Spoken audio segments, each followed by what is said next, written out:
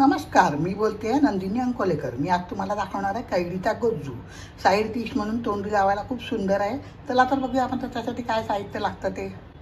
कैरीचं गोज्जू करण्यासाठी लागणारं साहित्य, कैरी उकडवून घेतलेली आहे कुकरमध्ये। मी एक छोटा साईजची कैरी साल काढून त्याचे तुकडे केले आणि कैरी एक शिट्टी काढून कुकरमध्ये उकडवून घेतलेली आहे।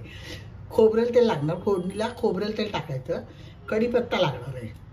राई आहे ना, ही 1 टीस्पून राई घेतलेली आहे। ही थोडीशा तेलामध्ये परतवून घ्यायची आहे, ते तुम्हाला मी दाखवते। गूळ आपल्या चवीप्रमाणे, आंबट कशी कैरी असेल त्याप्रमाणे गूळ घ्यायचा। मी आज साधारणपणे 1 टेबलस्पूनपेक्षा थोडा जास्ती गूळ घेतलेला आहे। चवीनुसार मीठ घ्यायचं। 4 ते 5 हिरव्या मिरच्या, आपल्या आवडीनुसार आपण कमी जास्त तिखट करू शकता। आणि 3 ते 4 टेबलस्पून मी ओलं खोबरं खवळून घेतलेलं आहे। आता पहिल्यांदा आपण राई थोडीशा तेलामध्ये भाजून घ्यायची।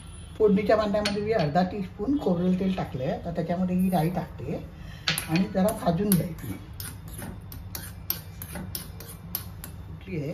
आता ती जरा थंड होऊ द्यायची आणि मग आता आपण मिक्सरमध्ये ते वाटताना काय काय वाटायचं ते सांगतो तुम्हाला। हिरवी मिरची टाकते मी, आपल्या आवडीप्रमाणे आपण कमी जास्त करू शकता। नंतर हे खोबरं घेतलेलं आहे, 3 टेबलस्पून साधारणपणे खोबरं घेतलेलं आहे। हा कैरीचा गर घ्यायचा सगळा आपण त्याच्यामध्येच वाटताना टाकायचा खोबऱ्यामध्ये।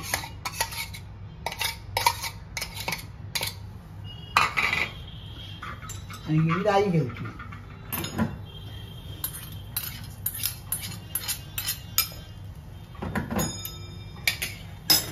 पहिल्यांदा आता आपण फिरवून घेऊया। त्याच्यानंतर त्याच्यात गूळ आणि मीठ टाकणार आहे। माझं खोबरं, हिरवी मिरची, राई आपण तेलात परतून घेतलेली।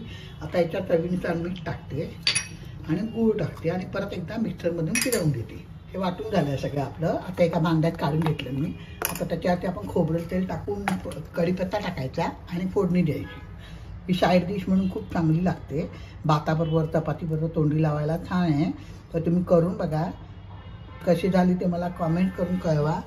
माझ्या चॅनलवर नवीन असाल तर सबस्क्राईब करा, प्लीज सबस्क्राईब करा, लाईक करा, शेअर करा, आपल्या मित्रमैत्रिणींना कळवा।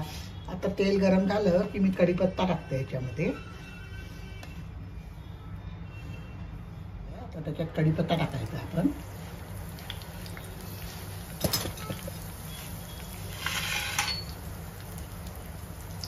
कढीपत्ता चांगला तेलात परतवता आणि मग आपण त्या गोज्जूवरती टाकायचा तो।